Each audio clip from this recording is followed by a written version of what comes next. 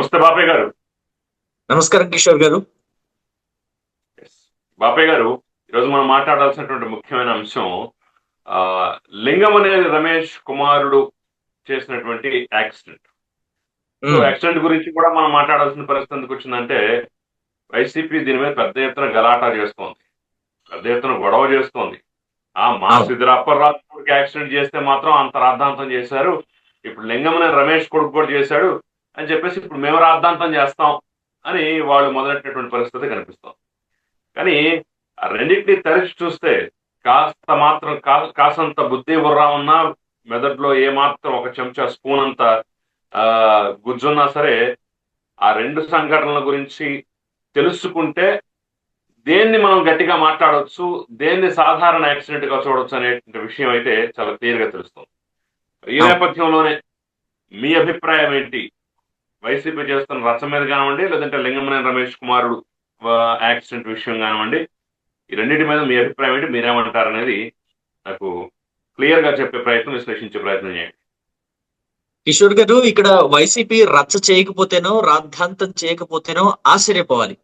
ఇప్పుడు వైసీపీ ఇలాంటి వాటి విషయంలో కంపేర్ చేసి సీదిరి అప్పలరాజు కొడుకు చేసిన accident, hit and run case, ఇక్కడ సంజూష్ చేసింది అంటే సంజూష్ ప్రమాదవశాత్తు జరిగిన యాక్సిడెంట్ లో ఒక యువతి చనిపోవటం, ఈ రెండింటిని వాళ్ళు కలపరు అని అనుకుంటే వింత, కలిపితే వింతే ఉంది, కలిపితే వింత విడ్డూరం ఏమి లేదు. ఇప్పుడు వైసీపీ గనక ఇప్పుడు పొలిటీషియన్స్ అంతా కూడా బాధ్యతగా ఉండాలి, మనం ఒక రౌండ్ టేబుల్ సమావేశం ఏర్పాటు చేసుకుందాం, అఖిలపక్ష మీటింగ్ పెట్టుకుందాం, మన పిల్లలు ఎవరికి కూడా రేసు కార్లు రేసు బైకులు ఇవ్వద్దు అనే తీర్మానం చేసుకుందాం, తెలుగుదేశం పార్టీ వాళ్ళు, జనసేన పార్టీ వాళ్ళు, మిగతా పార్టీ వాళ్ళంతా కూడా మాతో కలిసి రండి అని పిలుపునిచ్చింది అనుకో, అప్పుడు మనం ఆశ్చర్యపోవాలి. ఏంటి, తూర్పునే ఉదయించాడా సూర్యుడు, లేకపోతే ఏమన్నా పడమంటన పొడిచాడా అని చెప్పి మనం ఆశ్చర్యచకితులం అయిపోయి సంభ్రమాశ్చర్యాలకు లోనవ్వాలి. ఇంత ఇంత మార్పు ఏంటా వైసీపీలో అని చెప్పేసి మనం ఆశ్చర్యపోవాలి. ఇలా వాళ్ళు కంపేర్ చేస్తే ఆశ్చర్యపోవడం ఎందుకు కిషోర్ గారు? ఇప్పుడు సీదిరి అప్పలరాజు కొడుకుతోటి సంజూష్ ని కంపేర్ చేస్తే, లింగమనేని కొడుకు యాక్సిడెంట్ ని కంపేర్ చేస్తే ఆశ్చర్యపోవడం ఎందుకంటాను నేను. ఎందుకని అంటే, అసలు సీదిరి అప్పలరాజు కొడుకు యాక్సిడెంట్ ది, ఈ లింగమనేని రమేష్ కొడుకు యాక్సిడెంట్ ది ఎక్కడా కూడా పొంతన లేని వ్యవహారాలు, రెండు డిఫరెంట్ సబ్జెక్ట్. సీదిరి అప్పలరాజు ఏం చేశాడు, 18 ఏళ్ళు నిండిన కొడుక్కి ఒక హెవీ సీసీ బైక్ ఇచ్చాడు. అతనేంటి బైక్ ఇచ్చాడు, మా నాయన తాళాలు ఇచ్చినాడు కదా అని చెప్పి తాళం గుచ్చి బండికి తిప్పాడు, ఎక్సలేటర్ వదిలాడు, తొక్కాడు, ఎక్సలేటర్ వదిలాడు, ఇక రోడ్ల మీద పడి స్వైర విహారం చేశాడు. ఆ స్వైర విహారంలోనే దానయ్య అనే పాపం నిర్భాగ్యుడు ఆ బండి కిందే పడ్డాడు. ఆయన కర్మ ఆ రోజుతో కాలిపోయింది అనుకుంటా. పాపం ఏం చేస్తాం, అయ్యో ఈ టైంలో బయటికి రాకూడదు, ఈ టైంలో సీదిరి అప్పలరాజు కొడుకు బయటకు వస్తాడని చెప్పి ఒక డప్పు వేయించినా, లేకపోతే పంచాయతీ ఆఫీసులో ఒక అనౌన్స్మెంట్ చేయించినా, ఆయన బైక్ నేర్చుకోవడానికి వస్తున్నాడు, హో ఊర్లో ఎవరు బయటకు రావద్దండి హో అని చెప్పి ఒక అనౌన్స్మెంట్ ఏమన్నా వేయించినా పాపం దానయ్య బయటకు వచ్చేవాడు కాదేమో. ఎందుకంటే మరి అప్పలరాజు గారి అబ్బాయి రాజు గారి అబ్బాయితో సమానం, ఆయన ఏం చేసినా చెల్లుద్దారు అన్నట్టుగా ఆ పలాస నియోజకవర్గంలో వ్యవహారం ఉంది. కాబట్టి మరి అప్పలరాజు గారి అబ్బాయి బయటకు వస్తున్నాడు బండి వేసుకుని అంటే, ఎవరింటో వాళ్ళు తలుపులు వేసుకుని తాళాలు బిడాయించుకుని మరి ఇళ్ల మీద కూడా వస్తాడేమోనని భయం వేసి తాళాలు బిడాయించుకుని లోపల ఉండేవాళ్ళు. అలా ఏం చెప్పలేదు. అప్పలరాజు గారి అబ్బాయి బయటకు వచ్చాడు, దానిని గుద్దేశాడు. గుద్ది ఏం చేశాడు, సరే మా నాన్న డాక్టర్ కదా, బండి మీద కూర్చోబెట్టుకుని తీసుకెళ్దాము, ఏమన్నా సిపిఆర్ చేసి బతికిస్తాడో లేకపోతే ఏమన్నా వైద్యం చేస్తాడో లేకుండా ఆ బండి వేసుకుని తుర్రుమన్నాడు. దానయ్యని అక్కడ వదిలేశాడు, దానయ్య ప్రాణాన్ని గాలికి వదిలేశాడు, రోడ్డు పాలైపోయింది దానయ్య ప్రాణం, తుర్రుమన్నాడు. ఇక్కడ దానయ్య చనిపోయాడా బ్రతికున్నాడా అని లేకుండా సీదిరి అప్పలరాజు కూడా కొడుకును కాపాడుకోవడానికి ప్రయత్నం చేశాడు. కొడుకు కాదు యాక్సిడెంట్ చేసింది, ఇంకొక అబ్బాయి, ఆ కొడుకు బైక్ వేసుకుని ఇంకో కుర్రాడు వెళ్ళాడు, ఆ వెళ్ళిన క్రమంలోనే యాక్సిడెంట్ జరిగింది అని చెప్పి సాక్ష్యాల్ని తారుమారు చేయించి చట్టాన్ని తప్పుదోవ పట్టించి తన కొడుకును కాపాడుకోవడానికి సీదిరి అప్పలరాజు ప్రయత్నం చేశాడు. కానీ ఇక్కడ అలా జరగలేదే. అంటే మీరు హిట్ అండ్ రన్ ఒక తప్పు, చట్ట ప్రకారం ఒక సెక్షన్ ప్రకారం అది తీవ్రమైన నేరం. పైగా చట్టాన్ని సాక్ష్యాధారాల్ని తారుమారు చేసి చట్టాన్ని తప్పుదోవ పట్టించడం ఇంకా తీవ్రమైన నేరం. ఈ నేరాల కింద సీదిరి అప్పలరాజు జైలుకి వెళ్ళాడు, ఆయన కొడుకు మీద కూడా కేసు పడింది హిట్ అండ్ రన్ కింద. హిట్ అండ్ రన్ కింద. ఇంకా గుర్తు చేయాలంటే ఒక బాలీవుడ్ సూపర్ స్టార్ కూడా చానాళ్ళు ఆ హిట్ అండ్ రన్ కింద తిరిగాడు కోర్టుల చుట్టూ. ఇప్పుడు పేర్లు ప్రస్తావించడం అప్రస్తుతం గాని ఓ super star, Bollywood super star hit and run కింద చానాళ్ళు కోర్టుల చుట్టూ తిరిగాడు. అంత తీవ్రమైన కేసు ఇదని చెప్పడానికి నేను కంపేర్ చేశాను. సో ఇక్కడ కమింగ్ టు సంజూష్ కేసు ఏంటి అని అంటే, ఒక అమ్మాయి ఇనార్బిట్ మాల్ లో పనిచేస్తోంది. మధ్యాహ్నం లంచ్ టైము. ఇనార్బిట్ మాల్ కి ఆపోజిట్ లో ఉన్న ఐటీసీ కోహినూర్ పక్కనే ఫుడ్ కోర్ట్ ఉంది. అక్కడికి వెళ్లి భోజనం చేయడానికి వెళ్ళింది ఆ అమ్మాయి. భోజనం చేసి తిరిగి వస్తూ ఉండగా సంజూష్ కారు ఢీ కొట్టింది. అయితే ఇది ప్రమాదవశాత్తు జరిగిన యాక్సిడెంటే. కావాలని సంజూష్ ఏమి ఆ అమ్మాయి మీద పగ పెంచుకొని ఏదో పూర్వ జన్మలో ఉన్న పగలో లేకపోతే ఈ జన్మలో ఉన్న పగల ద్వారానో కార్పణ్యాలు కక్షలతోటో గుద్ది చంపల ఆ అమ్మాయిని. యాక్సిడెంటల్ గా ఆ అమ్మాయి రోడ్డు దాటుతుండగానే ఈ కార్ యాక్సిడెంట్ జరిగింది. జరిగితే సంజూష్ నాకెందుకులే అని చెప్పేసి అక్కడి నుంచి పారిపోలేదు. సరే అంబులెన్స్ కి ఫోన్ చేద్దాం, అంబులెన్స్ వచ్చి ఆ అమ్మాయిని ఎక్కించుకెళ్తుంది, నా కాస్ట్లీ కార్ లో ఎందుకు ఆ అమ్మాయిని తీసుకెళ్లాలని చూస్తూ ఊరుకోలేదు. యాక్సిడెంట్ జరిగిన వెంటనే ఆ అమ్మాయిని తన కారులోనే ఎక్కించుకొని హాస్పిటల్ కి తీసుకువెళ్ళాడు సంజూష్. తీసుకువెళ్ళిన తర్వాత ఆ అమ్మాయి దురదృష్టవశాత్తు చనిపోయింది. ఇక్కడ ఎవరిది తప్పు అంటారు చెప్పండి మీరు? ఇప్పుడు చెప్పండి. ఈ ఎపిసోడ్ అంతా విన్న తర్వాత సీదిరి అప్పలరాజు కొడుకు చేసింది తప్ప, లేకపోతే ప్రమాదవశాత్తు ఒక యాక్సిడెంట్ జరిగిన బాధ్యతాయుతంగా ప్రవర్తించి లింగమనేని రమేష్ కొడుకు బాధ్యతాయుతంగా ప్రవర్తించి ఆ అమ్మాయిని తన కారులోనే ఎక్కించుకొని హాస్పిటల్కి తీసుకెళ్లి ట్రీట్మెంట్ ఇప్పిద్దాం అనుకోవడం తప్ప? సరే యాక్సిడెంట్లు జరుగుతూ ఉంటాయి.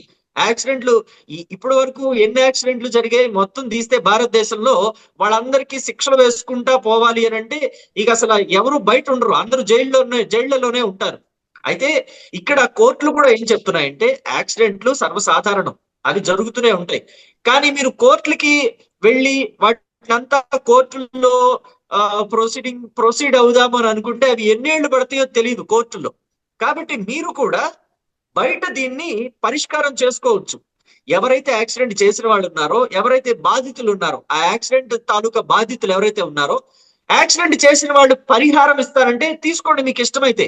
మేము దాన్ని చట్ట ప్రకారం ఏమి వ్యతిరేకించట్లేదు, చట్ట ప్రకారం ఏమి అది తప్పని చెప్పట్లా. పరిహారం ఇచ్చి వాళ్ళ జీవితాన్ని ఆదుకుంటానికి వీళ్ళు సుముఖంగా ఉంటే ఎస్ ప్రొసీడ్ అవ్వండి అనే చెప్తున్నాయి. ఒకవేళ సీదిరి అప్పలరాజు గనుక ఇలా చట్టాన్ని తారుమారు చేసి, సాక్ష్యాధారాల్ని తారుమారు చేసి, చట్టాన్ని తప్పుదోవ పట్టించకుండా వెళ్ళి దాని కుటుంబాన్ని ఆదుకుని ఉంటే ఇంతవరకు వచ్చేది కాదు. నా కొడుకే చేశాడమ్మా, ఇక నుంచి నీ బిడ్డల్ని నా బిడ్డల్లాగా చూసుకుంటాను, నా బిడ్డతో సమానంగా వాళ్ళకి విద్యాబుద్ధులు నేర్పిస్తాను, మీ కుటుంబాన్ని నేను ఆర్థికంగా ఆదుకుంటాను అని చెప్పి దానయ్య కుటుంబానికి భరోసా ఇచ్చుంటే ఇవాళ ఈ గతి పట్టుండేది కాదు సీదిరి అప్పలరాజుకి. కానీ లింగమనేని రమేష్ అలా కాదు కదా, లింగమనేని రమేష్ కొడుకు అలా కాదు కదా, వాళ్ళు బాధ్యతాయుతంగా ఉన్నారు. వాళ్ళని వీళ్ళతో ఎలా కంపేర్ చేస్తారు?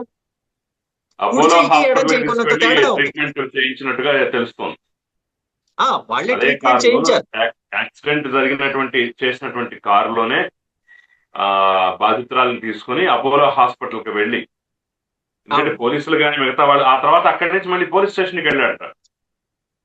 ఒక పక్క ట్రీట్మెంట్ జరుగుతున్నటువంటి సందర్భంలోనే తను పోలీస్ స్టేషన్ కి వెళ్ళి తన వల్ల ఒక యాక్సిడెంట్ జరిగిందని చెప్పేసి తానే ఒప్పుకొని స్టేట్మెంట్ కూడా ఇచ్చినట్టుగా తెలుస్తోంది.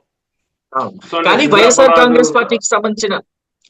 కాంగ్రెస్ పార్టీకి సంబంధించిన సోషల్ మీడియా మొత్తం దీన్ని పొలిటికల్ గా ఎన్కాష్ చేసుకోవడానికి, సీదిరి అప్పలరాజు అసలు తప్పే కాదన్నట్టు చూపించడానికి ప్రజల్ని తప్పుదో పట్టించే ప్రయత్నం చేస్తుంది. ఈ రెండింటిని దాటిని కట్టేసి ఇప్పుడు రికార్డ్స్ ఉంటాయి కదా. ఇప్పుడు యాక్సిడెంట్ జరిగిన తర్వాత ఆ అమ్మాయిని తీసుకెళ్లేటటువంటి సందర్భంలో అక్కడ సీసీ కెమెరా ఫుటేజ్ ఉంటుంది.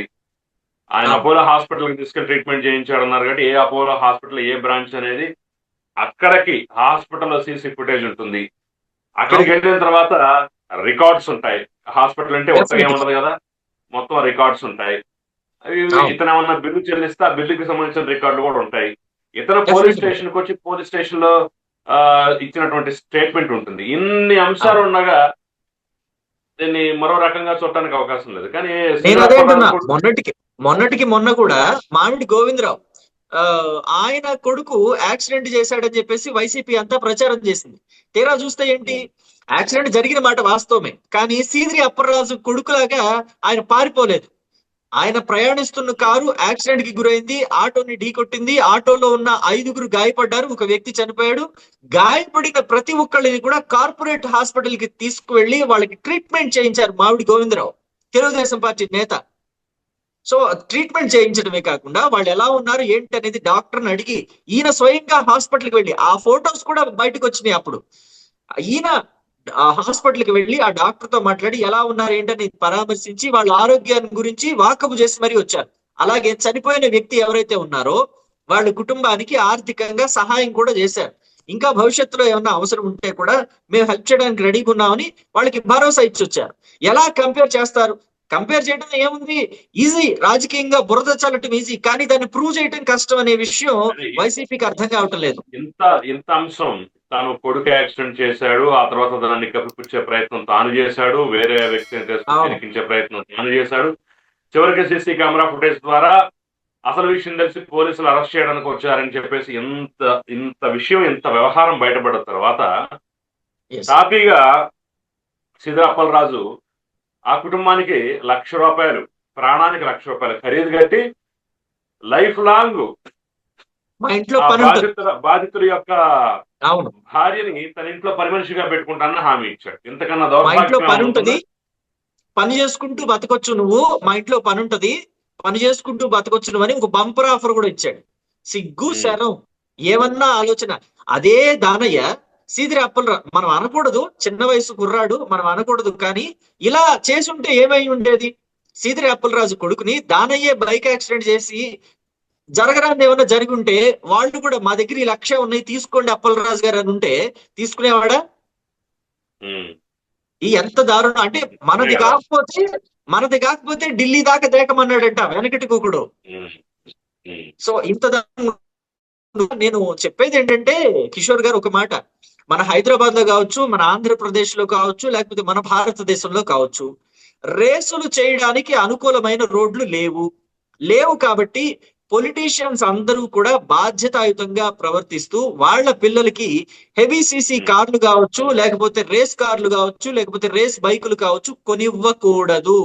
వాళ్లే బాధ్యతాయుతంగా ఉండాలి. ఎంత గొడవ చేసినా, ఎంత అల్లరి చేసినా, ఎంత మారాలు చేసినా వాళ్ళు కొనివ్వకూడదు. కొలిస్తే మాట్లాడాలి. ఇక్కడ మనం ఒక అంశం మాత్రం ఖచ్చితంగా మాట్లాడి తీరాల్సిందే. ఎందుకంటే లింగమనేని రమేష్ కొడుకుది, సీదిరి అప్పలరాజు కొడుకుది రెండు ఒకటే అని చెప్పేసి పోల్చుతున్నారు కాబట్టి మనం దీని మీద మాట్లాడుతున్నాం కానివ్వండి. అసలు ఒక విషయం అయితే, ఒకవేళ లింగమనేని రమేష్ కుమార్ నిజంగానే నిర్లక్ష్యంగా డ్రైవ్ చేసి నిజంగానే అతివేగంతో వెళ్లి ఈ ప్రమాదానికి కారణం అయితే మాత్రం దానికి సంబంధించినటువంటి ఎలాంటి శిక్ష ఉంటుందో కోర్టు అలాంటి శిక్ష విధించాల్సిందే. ఎవరు దానికి అభ్యంతర పెట్టాల్సిన అవసరం లేదు. లింగమనేని రమేష్ కొడుకు అయినంత మాత్రం పైనుంచి దిగొచ్చినట్టు కాదు. సమర్థించాల్సిన అవసరం కూడా లేదు. డ్రైవింగ్, నిర్లక్ష్యపు డ్రైవింగ్ కనుక అందుట్లో ఉన్నట్టయితే పోలీసుల యొక్క దర్యాప్తులో తేలిన నిర్లక్ష్యంగా డ్రైవింగ్, లేదంటే అతివేగం వల్ల ఈ ప్రమాదం జరిగింది, అతివేగం వల్ల ఆ బాధితురాలకి డాష్ ఇచ్చాడు, అతివేగం వల్ల మాత్రమే యాక్సిడెంట్ జరిగి ఆ బాధితురాలు ప్రాణం పోవడానికి కారణం అయ్యాడని చెప్పేసి కనుక ఒకవేళ తేలితే దానికి ఏ శిక్ష విధించేటువంటి అవకాశం చట్టంలో వెసులుబాటు ఉంటుందో ఖచ్చితంగా దాన్ని కూడా విధించాల్సిందే, కాదంటలేదు. దాంట్లో విడివిడిగా చూడాలమ్మా. ఇది సీదిరి అప్పలరాజు కొడుకు వాళ్ళు చేసినటువంటి దుర్మార్గమైన దాంతో దీన్ని పోలుస్తున్నారు కాబట్టి మనం మాట్లాడుతున్నాం. కానీ ఒకవేళ అతను నిర్లక్ష్యంగా చేస్తుంటే నిర్లక్ష్యం గురించి ఖచ్చితంగా మనం మాట్లాడాల్సిందే, ఖచ్చితంగా నిర్లక్ష్యానికి తగిన ముందు అతను చెల్లించాల్సిందే. అవును, దాన్ని ఎక్కడ అభ్యంతరం పెట్టడం లేదు కిషోర్ గారు. నేనేమంటానంటే, ఇప్పుడు సీదిరి అప్పలరాజు కొడుకు దాంతో ఇక్కడ కంపేర్ చేస్తున్నారు కాబట్టి నాకు ఆలోచన వచ్చింది. నేనేమంటున్నా, పొలిటీషియన్స్ ఎవరు కూడా, అంటే వాళ్ళు వైసీపీ వాళ్ళు కావచ్చు, టీడీపీ వాళ్ళు కావచ్చు, లేకపోతే జనసేన పార్టీ వాళ్ళు కావచ్చు, ఎవరు కూడా వాళ్ళ పిల్లలకి ఈ హెవీ సీసీ బైకులు, కార్లు ఇవ్వకూడదు. ఎందుకంటే అది ప్రమాదవశాత్తు జరిగినా కానీ ఎదుటి వాళ్ళు ఎలా చూస్తారు, అరే రేస్ కార్ వేసుకుని వచ్చి గుద్దేశాడు అని అంటారు. ఆ రేస్ కారు స్లోగా వెళ్తుందా, ఫాస్ట్ గా వెళ్తుందా అనేది ఎక్కడ కంపారిజన్ రాదు. మీరు ఎప్పుడైనా గమనించండి, కారులో వెళ్ళేవాడు ఆటో వాడిని గుద్దితే కారు వాడిది తప్పంటారు, ఆటోలో వెళ్ళేవాడు మోటార్ సైకిల్ వాడిని గుద్దితే ఆటో వాడితే తప్పు, ఆటో వాళ్ళు అసలు సరిగా నడపరు, ర్యాష్ డ్రైవింగ్ చేస్తారు, ఆటో వాళ్ళు అమ్మ ఆటో ఎక్కకూడదు అని కూడా మాట్లాడేవాడు ఉన్నారు. అలాగే బైక్ మీద వెళ్ళేవాడు సైకిల్ మీద వాడిని గుద్దితే సైకిల్ రాంగ్ రూట్ లో వచ్చినా సరే బైక్ వాడితే తప్పు, అసలు కింద మీద చూడకుండా నడిపాడు అని అంటారు. కాబట్టి పొలిటీషియన్స్ పిల్లలు ఎవరు కూడా వాళ్ళకై వాళ్ళు బాధ్యతగా ఉండాలి, పొలిటీషియన్స్ కూడా బాధ్యతగా ఉండాలి. వాళ్ళ పిల్లలకి రేస్ కార్లు రేస్ బైకులు ఇవ్వకూడదు. ఖచ్చితంగా వాళ్ళకే అది ఇబ్బంది. ఇప్పుడు మనకేం ఇబ్బంది కాదు కదా, వాళ్ళ పార్టీకి చెడ్డ పేరు వస్తుంది, వాళ్ళకి పొలిటికల్ గా ఒక మచ్చ పడుతుంది. వాళ్ళ అబ్బాయి యాక్సిడెంట్ చేశాడంట, హిట్ అండ్ రన్ అంట అని చెప్పి ఇలాంటి మచ్చలు పడతాయి. గతంలో కూడా మనం చూస్తే మంత్రి నారాయణ గారి కుమారుడు ఎంత దారుణంగా చనిపోయాడు. అలాగే ఆ బాబు మోహన్ గారి అబ్బాయి అజారుద్దీన్ కుమారుడు కోడెల శివప్రసాద్ గారి అబ్బాయి, వీళ్ళంతా ర్యాష్ డ్రైవింగ్ లో చనిపోయినట్టుగానే మనం చూసాం. అప్పట్లో రేస్ కార్లు కాకపోయినా ఇంకా దారుణం కోమటిరెడ్డి వెంకటరెడ్డి, ఇప్పుడు సినిమాటోగ్రఫీ మంత్రి, తెలంగాణ సినిమాటోగ్రఫీ మంత్రి కుమారుడు. అవును. సో ఇలా చెప్పుకుంటూ పోతే కొన్ని ఉన్నాయి ఎగ్జాంపుల్స్. నేనేమంటానంటే వాళ్ళకై వాళ్ళు కొంత బాధ్యతగా ఉండాలి. వాళ్ళకై వాళ్ళు బాధ్యతగా లేనప్పుడు పొలిటీషియన్స్ అయినా ఆ బాధ్యత తీసుకొని, పొలిటీషియన్సే కాదు బిగ్ షాట్స్ కూడా తీసుకొని, మీరు కోట శ్రీనివాసరావు గారు అబ్బాయి సో ఎలా అయిపోయారు అంటే ఇద్దరు బిడ్డలుండి, ఇద్దరు మగపిల్లలుండి ఆ యాక్సిడెంట్ తర్వాత కోట శ్రీనివాసరావు గారి అబ్బాయి చనిపోయిన తర్వాత కోట శ్రీనివాసరావు గారు ఎంత డల్ అయిపోయారు, మానసికంగా ఎంత కుంగిపోయారు.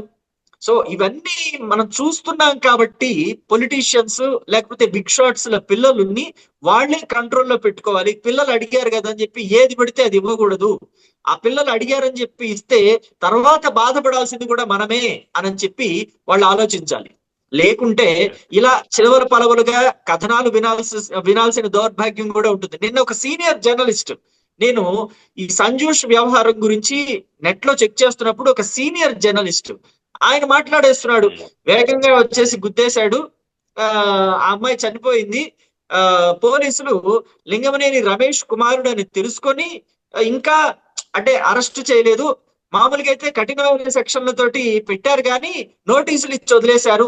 ఎందుకు? లింగమనేని రమేష్ కుమారుడు కాబట్టి, హై ప్రొఫైల్ పిల్లలు కాబట్టి, హై ప్రొఫైల్ వాళ్ళ పిల్లలు కాబట్టి ఏం చేయలేదు అన్నట్టు మాట్లాడుతున్నాడు. అంటే ఎలాగా దీన్ని ఎలాగ మీరు మాట్లాడతారు? అక్కడ ఇచ్చిన నోటీస్ అంటే మీరు చూసారా, మీరు చూపించారా? సీనియర్ జర్నలిస్ట్ అంటే ఆ నోటీస్ ఏమైనా మీరు తెప్పించుకోగలిగారా? తెప్పించుకొని ప్రొజెక్ట్ చేసి ఆడియన్స్ కి చూపించి పెట్టాల్సిన సెక్షన్ పెట్టలేదు, పెట్టాల్సిన సెక్షన్ పెట్టలేదు, తప్పుడు సెక్షన్ పెట్టారు అని సెక్షన్లకి కఠినమైన సెక్షన్లకి మధ్య జస్ట్ ఒక చిన్న పాయింట్ మాత్రమే తేడా. 106 సబ్ క్లాస్ 1 అయితేనేమో యాక్సిడెంట్ కిందకి వస్తుంది, అదే 106 సబ్ క్లాస్ 2 అయితే హిట్ అండ్ రన్ కింద వస్తుంది. హిట్ అండ్ రన్ అంటే 10 సంవత్సరాల పైబడినటువంటి జైలు శిక్ష పడేటువంటి కఠినమైన నేరం.